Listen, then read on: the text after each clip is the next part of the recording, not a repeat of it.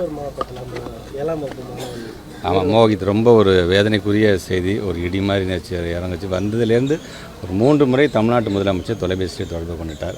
இது சார்ந்து என்ன நடந்துச்சு அப்படின்னு சொன்னாங்க. நம்ம விளக்கத்தையும் சொன்னோம். 2014 2015 நபார்டு நிதியில் அந்த பள்ளிகள் கட்டப்பட்டது. அந்த பேரப்பட் வால் அது யாரும் பயன்படுத்தக்கூடாத இடத்துல யாரும் போகக்கூடாது என்பதற்காக கட்டுமான பொருட்கள்லாம் அங்கே குவிக்க வைக்கப்பட்டிருந்தது. அந்த கட்டுமான பொருட்கள் 2 நாளுக்கு முன்பாகத்தான் அங்கே வேலை செய்கிறவங்க அதை முழுமையாக அதை கிளியர் பண்ணி எடுத்துகிட்டு போயிருக்காங்க. கிளியர் பண்ணி எடுத்துகிட்டு போனதுக்கு முன்னாடி அது ஏதோ பாதுகாப்பு இடம் மாதிரி என்று நினச்சி கூட அந்த பிள்ளைங்க போய் அங்கே உட்காந்து படிக்கும்பொழுது எதிர்பாராத அந்த சம்பவம் நடந்திருக்குது. பட் என்னை பொறுத்த வரைக்கும் அந்த பள்ளி சார்ந்திருக்கின்ற அஜாக்கிரதையாக யார் இருந்தாலும் என்னை பொறுத்த வரைக்கும் அது வந்து அவங்க குற்றம் செய்ததாகத்தான் அதை நான் சொல்கிறேன். பட் இனியோ இப்போ எஃப்ஐஆர் பதிவு செஞ்சுருக்கோம். அதுக்கான ப்ராப்பர் என்கொயரி வந்திருக்குது. தமிழ்நாட்டு முதலமைச்சர் 3 லட்ச ரூபாய் நிதியுதவி என்ன தான் பணம் கொடுத்தாலும் போன உயிர் திரும்பி வரப்போவதில்லை.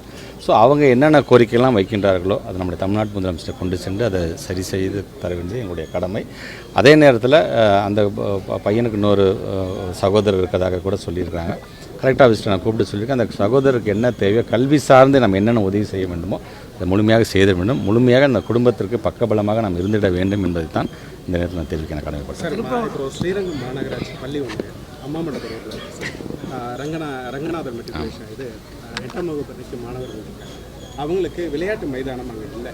பக்கத்தில் இருக்கக்கூடிய ஒரு காலி கிரவுண்டு வந்து மாநகராட்சிக்கு சொந்தமான இடமா இருக்குது.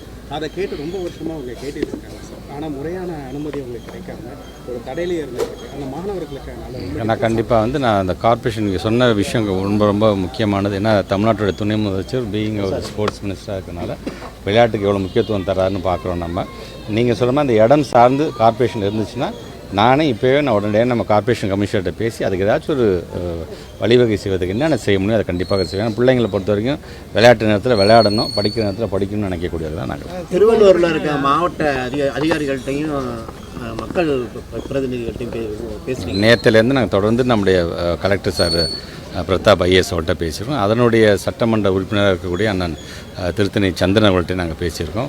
முதலமைச்சர் அலுவலகத்தில் பேசியிருக்கோம். நாங்கள் அங்கே இருக்கின்ற சிஓஸ் மூலமாக என்ன நடந்திருக்கு, ஃபஸ்ட் ஹேண்ட் இன்ஃபர்மேஷன் என்ன அப்படிங்கிறதையும் முழுமையாக வாங்கியிருக்கணும். பட் வழக்கு பதிவு செய்யப்பட்டிருக்கின்றது. அது சார்ந்து ஒரு பணிகள் நடக்குது என்று சொன்னாலும் அந்த குடும்பத்தை சார்ந்திருக்கின்ற ஒவ்வொருவர்களுக்கும் நாங்கள் இந்த நேரத்தில் நாங்கள் வந்து உறுதுணையாக இருக்க வேண்டியது எங்களுடைய கடமையாக நான் பார்க்கின்றோம். அவமதி வழக்கில் வந்து சாமிநாதன் வழக்கு விசாரிக்க சொல்லி கோர்ட்டு உத்தரவு கொடுத்துருக்கு. எது சார்ந்து சொல்லுங்கள். திருப்பரங்குன்றம் பிரச்சனை. திருப்பரங்குன்றம் சார்ந்தா சரி, வெறும் பள்ளிக்கல்வித்துறை சார்ந்து மட்டும் பதில் சொல்லுங்கள்.